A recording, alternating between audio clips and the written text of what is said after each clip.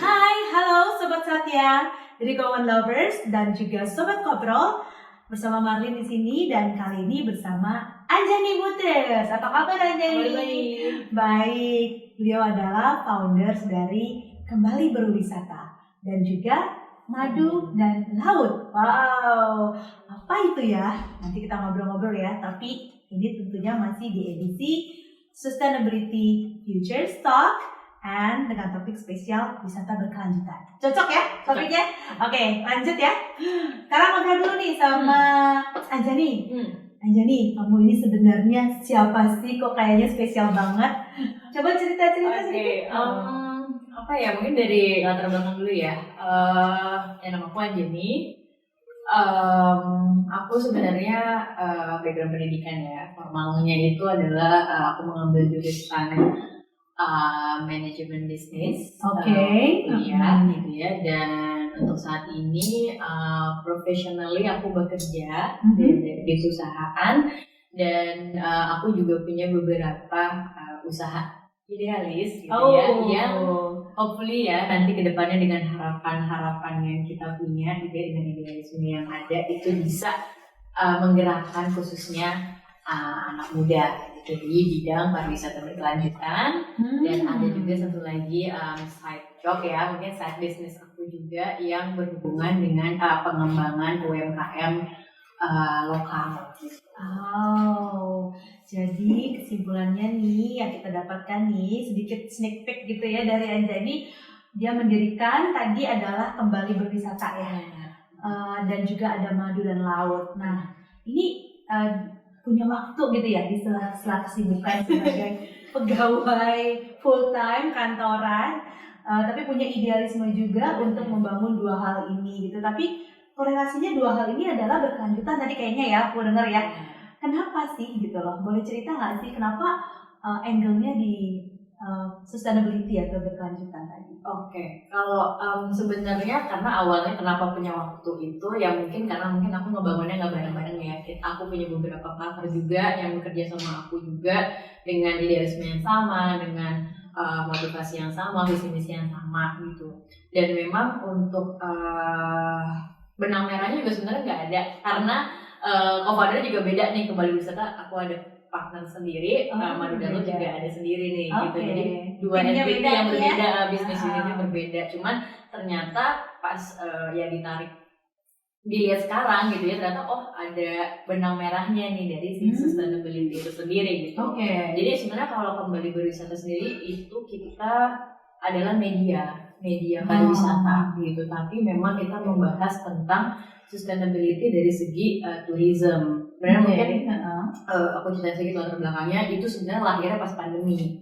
Jadi pas pandemi kan ya kita tahu sektor pariwisata Indonesia yang paling terimpact ya, karena kayak stop semuanya, terus kayak memang karena kita di beberapa daerah mengunggulinya sektor pariwisata, jadi banyak banget yang kolaps ya dari segi ekonominya, SDM-nya benar.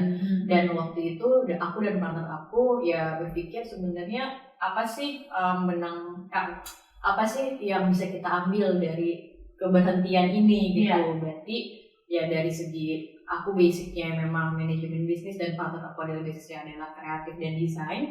Kita jadi berpikir kayak oke, gimana kalau kita bangun media yang mengkomunikasikan pariwisata secara sustainability, maksudnya bisa nantinya tuh bisa lebih baik lagi dipandang orang, tapi dengan visual juga yang bisa diterima oleh banyak pihak gitu loh. Kalau sekarang kan kita beberapa kali udah lihat dari media-media pariwisata biasanya template based gitu ya, maksudnya pembahasannya juga menurut aku juga kurang berkelanjutan gitu, kayak membahas mungkin satu destinasi itu hanya kulitnya aja, contoh ya, sih aku nggak bakalan gimana kayak tempat estetik gitu, tempat fotografi alam, tempat selfie di sini gitu, itu bagus untuk narik pariwisata, cuman di dalamnya kan banyak banget yang bisa digali lagi dari destinasi itu sebenarnya kan, dari orangnya, dari segala macamnya.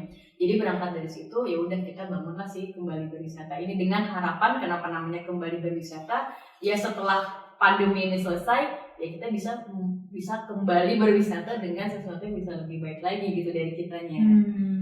Wow, emang sih ya, tadi kan kayaknya Anjani bolak-balik bilang apa ya, ekoturism itu memang sesuatu yang boleh dibilang punya selling point juga ya, gitu ya. Jadi apa-apa semua serba labelnya ekoturism. Padahal bener tadi kayak Anjani bilang belum tentu hijau, belum tentu mendukung ekosistem yang green gitu ya di sekitarnya dia gitu kan ya. Nah ini kan sesuatu yang sangat sering diutarakan orang-orang. Kalau menurut Anjani gimana tuh? Gitu. Ini something yang sustainable itu tadi nggak sih? Kalau menurut aku ketika kita ngomong eco ya, maksudku kita punya banyak perspektif dan pemahaman gitu ya tentang ekoturism, eco sendiri ataupun baik itu tourism ataupun produk orang apapun ya. Tapi aku cukup senang sih dengan orang banyak mengeluarkan kata eco, berarti setidaknya mereka udah aware nih, gitu. Ketika mereka berusaha menuju ke, maksudnya mau berusaha membranding ke eco, berarti mereka udah aware tentang pilar-pilarnya nih. That's a good sign ya. Iya, tapi tinggal gimana eksekusinya kan sebenarnya. Apakah si eco ini benar-benar diterapkan gitu. Jadi kalau pendapat aku, ketika orang banyak membranding produknya atau I don't know, mungkin destinasinya atau apa itu sebagai eco, aku nggak akan kayak sebenarnya nggak eco nih, atau kita cari yang jadi nggak langsung ngejudge. Iya, tapi kayak oke, mungkin kita bantu nih dari segi mananya gitu. Apakah nah itu juga sebenarnya masa depannya kembali berwisata, aku berharapnya kayak gitu. Jadi kayak kita tuh bisa menjadi fasilitator untuk destinasi-destinasi yang ingin menuju ke eco itu, untuk kita mungkin hadirkan praktisi, hadirkan mungkin workshop atau apa tuh yang benar-benar bisa ngembangin si konsep eco ini. Karena sebenarnya dengan mereka udah ngomong eco aja, mereka udah aware nih gitu. Kalau ini mesti begini nih gitu kan. Jadi kata kuncinya berarti teman-teman kembali berwisata di sini ini dong ya, mencoba untuk melihat gimana nih ada keseimbangan gitu ya. Benar. Keseimbangan yang antara pariwisatanya sendiri sama pelestarian alam yang dan juga mungkin dengan budaya lokal yang ada di situ ya. Kira-kira ada seperti itu nggak sih? Atau lebih ke holistik sih. Jadi even holistik ya. Iya, jadi kayak berkelanjutan. Jadi dari mereka untuk mereka balik ke situ loh. Jadi kayak kan banyak juga kita ngelihat ya gimana ya, investor datang, mereka bikin tour atau mereka bikin konsep pariwisata di satu destinasi, tapi mereka kurang aware sama masyarakat lokalnya. Itu kan juga sangat disayangkan ya, ketika sebenarnya masyarakat lokal itu punya potensi kalau dikembangin. Jadi ada ini dong ya, ada ekonomi impact juga dong ke masyarakat yang sekitarnya gitu. Masih banyakin seperti itu ya ternyata ya. Ya mungkin I don't like automatically gitu, kayak udah kalau udah ada tulisan di situ tuh kayak otomatis ekonominya berkembang juga. Mungkin itu bisa terjadi, tapi sebesar apa masyarakat lokal itu berperan. Perannya yang aku pengen, yang kami harapkan gitu ya, adalah masyarakat lokalnya juga ada peran penting juga di dalam apapun yang lagi dikembangin suatu daerah dong. So jangan sampai mengerjakan sesuatu yang remeh-temeh. Contoh konkretnya tuh kayak apa sih yang jadi melibatkan masyarakatnya itu gitu di lokasi turisme itu misalnya? Semacam ini aku dapat sebenarnya dari salah satu narasumber aku juga di Kembali Berwisata, konsep desa wisata. Konsep desa wisata.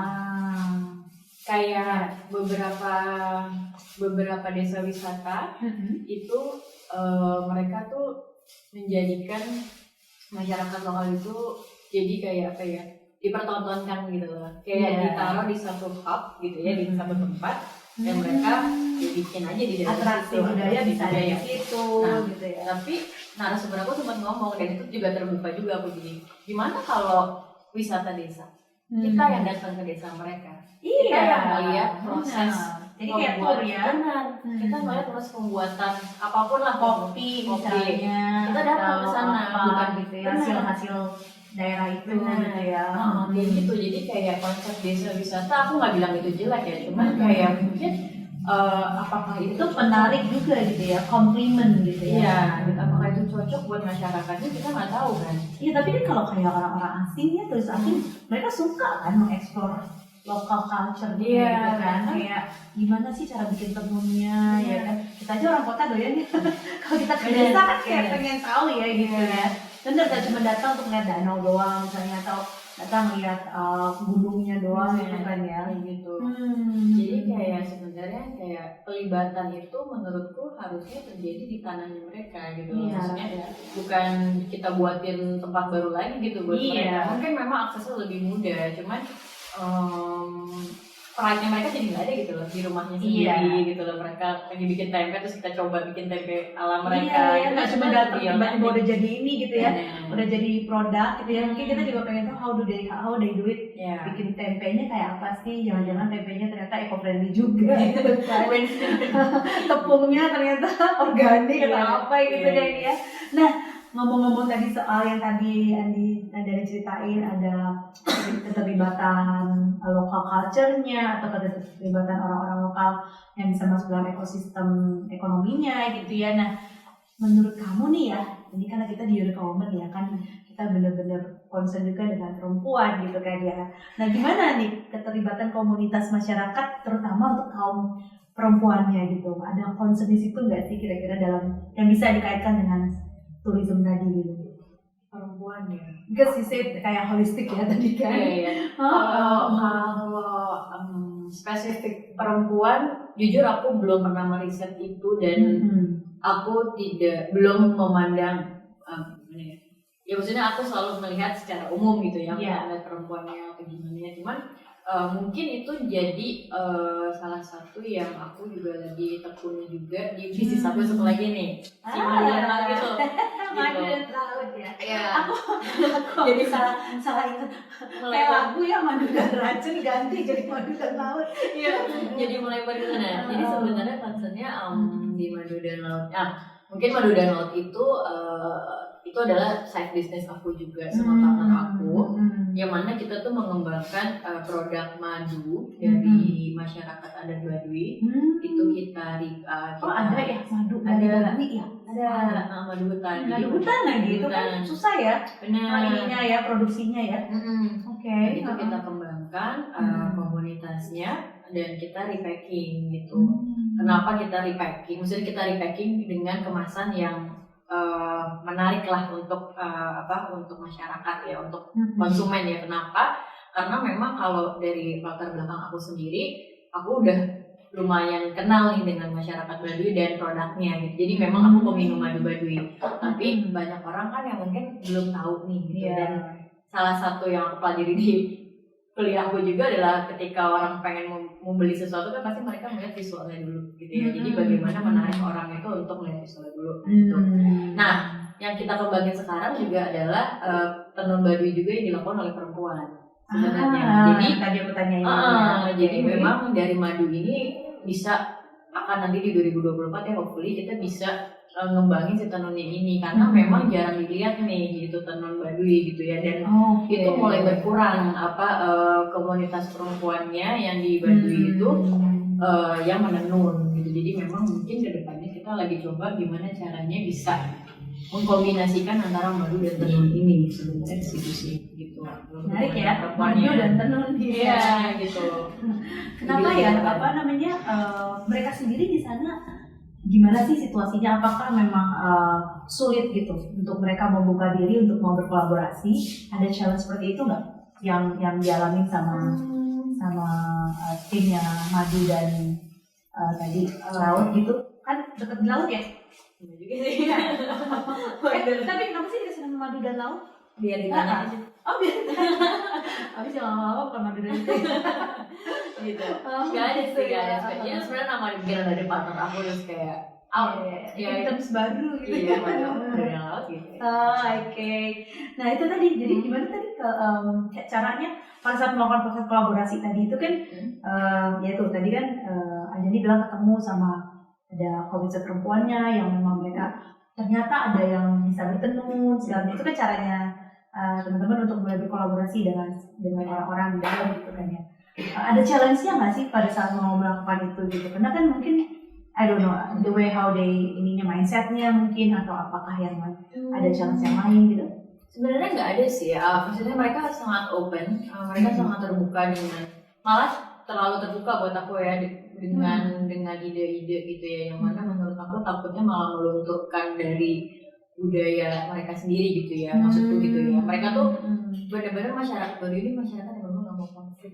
Jadi kayak sebisa mungkin tuh mereka nice ya. ya maksudnya kayak oke, setuju gitu mau dibikinin ini gitu ya, maksudnya setuju gitu. Kan mereka udah aware dengan yang namanya sustainability atau berkelanjutan ini gitu. Mereka sangat aware dengan itu, sangat aware. Mereka bahkan tidak aware ya, apa yang mereka lakukan sehari-hari adalah sustainable. Gitu maksudku kayak mereka tidak menggunakan sabun, mereka masak masih sendiri gitu, kayak minum sendiri, mereka tidak menggunakan kendaraan untuk baju dalam, gitu, mereka tidak menggunakan alas kaki, gitu-gitu. Jadi kayak mereka nggak perlu dibilangin sustainability lagi gitu, mereka sudah sustainable dengan mereka yang ada gitu kan. Jadi kayak dari aku challenge-nya adalah ya bagaimana. Tapi mereka open dengan turisme masuk ke tempatnya mereka gitu. Sangat open. Walaupun mereka masih di kondisi yang very natural banget gitu ya. Cuman mereka masih open, mereka sangat open untuk people come and see and become their tourist destination gitu ya. Sangat open, mereka sangat open, dan yang aku suka adalah mereka tetap menjadi mereka yang sederhana gitu. Kesederhanaan itu tetap terjaga. Ada uniqueness-nya malah ya kalau gitu ya. Iya, gitu ya. Memang mungkin karena udah berproses setahun juga ya, maksudnya jadi tidak ada yang mereka takutkan lagi dengan adanya orang masuk ke tempat mereka gitu ya. Mereka hidup dengan suku gitu ya, maksudku kayak nggak ada apa-apa. Cuman bagaimana sebenarnya permintaan soal balik ke tenun ya, permintaan soal tenun itu memang dari masyarakat luarnya, karena memang belum pernah ada yang memberi. Aku nggak tahu ya, mungkin sudah ada, cuman mungkin belum ada yang permintaannya cukup besar gitu ya, ya. Jadinya memang mulai sedikit nih. Tapi ini menarik loh, kebayang nggak sih? Aku pernah ada di suatu komunitas, ini di luar Indonesia gitu ya. Terus mereka ini orang-orang yang istilahnya founder startup teknologi gitu. Terus mereka orang-orang pinter, orang-orang berduit, yang they don't know what to do. Terus mereka kayak pengen contribute ke community. Terus apa tau gak yang mereka lakukan? Mereka pergi ke pedalaman Amazon, terus ketemu sama suku-suku di Amazon situ loh. Terus mereka ikutan kayak ritualnya, spirituality yang mereka cari gitu. Kenapa mereka gak kayak Indonesia aja ya, ketemu suku Baduy ya gak? Bisa. Iya kan? Mungkin bisa nih jadinya tuh sumber ide tourism tuh buat teman-teman kembali berwisata untuk find out gitu ya, natural source gitu dengan spirituality bersama suku Baduy ya. Bisa juga tuh disambungin tuh. Soalnya banyak loh mereka dari Amerika, dari Eropa datang ke sana gitu, ke Amazon. Aku pasti di konferensi itu tuh aku orang-orang suka Amazon itu mereka berperform di situ, nyanyi-nyanyi ala-ala yang kayak di Amazon itu yang gitu-gitu kan itu di negara kita juga ada kan, Baduy lah, Dayak lah, ya kan kayak gitu-gitu. Gitu, jadi ya ini sih sebut idea kok ya. Siapa tahu nih ya, kan ada rencana ke depan gitu. Nah, mau rencana ke depan nih ya buat Anjani, ada proyek baru lagi nggak selain ini tadi yang kita bahas ini? Ada ide lain nggak yang istilah tujuannya untuk meningkatkan dampak positif lagi nih untuk sustainability atau hal-hal yang sifatnya berkelanjutan tadi yang berpengaruh kepada lingkungan, baik itu lingkungan lokal maupun yang global lah ya tadi ya. Gitu. Mungkin ada ide lain selain yang barusan kita bahas. Apa ya? Mungkin melanjutkan dari apa yang sudah kami lakukan di pandemi dan tahun ini ya, pasca pandemi ya, kita bisa bilang ini pasca pandemi. Ya kedepannya balik lagi kayak tadi aku sempat ngomong juga di awal, kita pengen menjadi jembatan sih sebenarnya antara destinasi yang berkembang, yang ingin berkembang dengan konsep ekoturism. Karena kalau ya aku tinggal di Jakarta gitu ya, partner aku juga tinggal di Bali dan di Jakarta, dan kita punya akses yang lebih memang untuk pengetahuan itu. Tapi memang mungkin destinasi-destinasi lain itu tidak mendapatkan akses ke sana gitu. Jadi dengan apa yang Kembali Berwisata lakukan 2 tahun terakhir ini, kita kan kita berkoneksi dengan berbagai pakar pariwisata sebenarnya, termasuk berkelanjutan. Dari kita udah berkoneksi dengan arsitek, kita berkoneksi dengan pengusaha, dengan pemerhati juga. Jadi sebenarnya nanti kedepannya kita mau membawa ya semua koneksi yang kita punya ini mungkin menjadikan satu daerah percontohan untuk kita bangun nih turismenya gitu yang mungkin belum tersentuh gitu loh. Oke, kalau kita bilang 10 Bali baru ini adalah mengusung sustainable tourism. Tapi dengan daerah lain kan tidak menutup kemungkinan mereka juga mau berkembang kan sebenarnya. Jadi fokusnya pemerintah ada di 10 destinasi. Teman-teman bisa juga explore yang lain untuk bisa nanti jadi second layer-nya gitu ya. Jadi catchment destinasinya mungkin kita berbeda gitu nanti gitu. Ya jadi biar ada keberagamannya gitu. Iya benar, dan kita bisa membantu lah walaupun sedikit dengan apa yang kita punya, ya membantu mereka untuk mendevelop daerahnya sendiri. Gitu. Menarik banget nih di Common Lovers ya. Bahasan seperti ini nih kayaknya nggak bakal habis-habis gitu ya buat kita, kayak bisa berjam-jam ya. Tapi apa nih pengalaman lagi yang lain yang mungkin Najani bisa sharing? Bentuk-bentukannya apa sih kalau yang di Kembali Berwisata tuh ada paket-paket turnya? Apa aja sih tipe-tipe paket turnya gitu? So far sih kita baik lagi kita adalah media, jadi kita tidak menggurui juga. Maksudnya kita bukan pakar, kita bukan penyuara, kita bukan aktivis juga. Jadi kita belajar bersama masyarakat juga sebenarnya. Jadi kayak contohnya mungkin nanti bisa lihat di Kembali Berwisata gitu ya. Kita membuat beberapa video-video dalam bentuk Instagram Reels gitu ya, yang mana kita ngobrol lah sama praktisi atau apa ya, orang-orang yang kita anggap tuh bisa merepresentasikan gitu, bisa merepresentasikan si sustainability itu sendiri gitu. Jadi bukan kita nggak punya suara sendiri, jadi kita pengen suara kita tuh dari mereka yang memang sudah menekuni dunia mereka masing-masing. Jadi majority ini teman-teman bermain di area konten ya, konten meliput dan memberikan konten-konten yang inspiratif supaya masyarakat Indonesia aware nih terhadap tourism area di Indonesia dan membangun awareness lebih besar lagi mengenai sustainability atau wisata berkelanjutan. Jadi benar-benar konsisten dulu di situ ya, tanpa menyiapkan side business yang lain, misalnya ternyata atau bekerja sama dengan tour agent dan lain-lain. Alex itu tuh belum sampai ke sana ya. Kita sih suka meng-highlight juga beberapa kan ada tuh yang lokal tuh atau lokal guide gitu. Kita biasa juga meng-highlight beberapa tour operator atau open trip business ya. Nah itu yang memang siapa tahu juga Common Lovers kepikiran pengen liburan akhir tahun gitu kan. Kita juga biasa, tapi yang memang ada masuk ke dalam pilar-pilar kami gitu, misalnya kayak sustainability, apa itu. Cuman memang untuk dari Kembali Berwisata sendiri kita belum ada produk yang kita sendiri nih, spesifik kita sendiri produknya gitu sih. Oke. Kayaknya waktu kita terbatas sekali, padahal banyak banget nih yang mau ditanya-tanya lagi buat Anjani. Mungkin kita bisa lanjutin di next episode ya, cerita lebih banyak lagi. Tapi untuk kali ini cukup dulu sekian pertemuan kita ya. Terima kasih banget nih Anjani udah mau hadir di sini ngobrol dengan saya dan juga Eureka Women Lovers, dan atas informasi yang diberikan. Semoga visi kedepannya benar-benar semakin berjalan sukses, membawa para wisata Indonesia semakin berkembang dan benar-benar mewujudkan sustainability tourism tadi ya. Amin. Oke Anjani, makasih banget atas waktunya. Kita sudah tiba di ujung cerita kita hari ini. Terima kasih sudah datang di sini ngobrol-ngobrol, sharing banyak tentang wisata berkelanjutan. Jadi next time kita ketemu lagi ya. Sukses buat kamu dan semua tim Kembali Berwisata, juga sukses buat madu dan lautnya juga ya.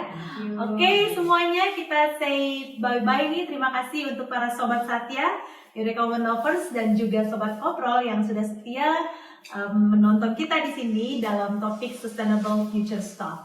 Sampai ketemu lagi di episode selanjutnya. Bye-bye!